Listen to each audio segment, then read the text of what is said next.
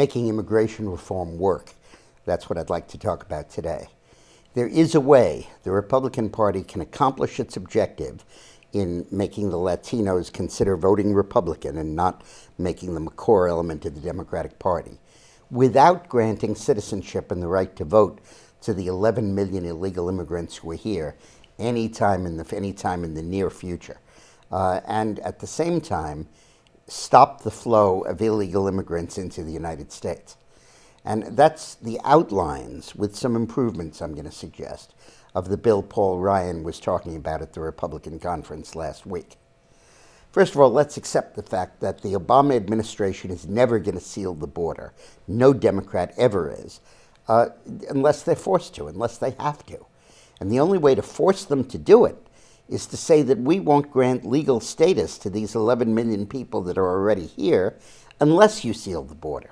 That'll create a political necessity for them to act on it, and their own constituencies will pressure them to make sure that it happens.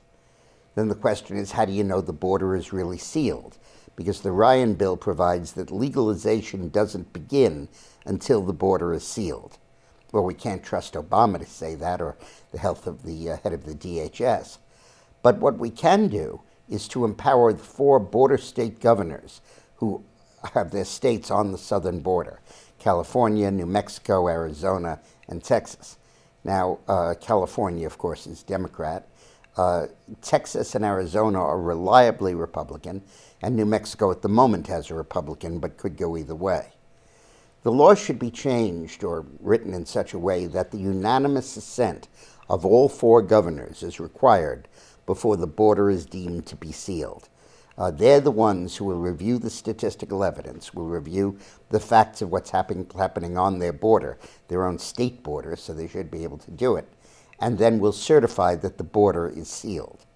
I think that'll be very effective. You have to seal the border, because if you grant legal status to people who are here, everybody else is going to come in the hopes that they're next. So you have to take that action first. And the Ryan bill does. What it says first is nobody gets deported. They get probationary status. Then within a finite period of time, the border has to be sealed.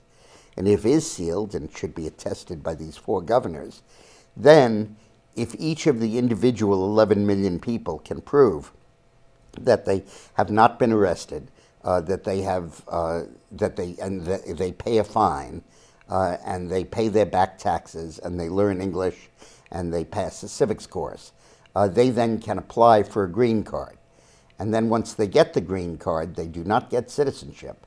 They then have the right to apply for citizenship in the same way everybody else does, usually with a very substantial weight. So really what this bill does is it separates legal status from citizenship and voting. And it removes the resentment and the burden of these illegal immigrants from our politics. And while the Democrats will insist that they get the immediate right to vote, I don't think most Latino voters would care about that.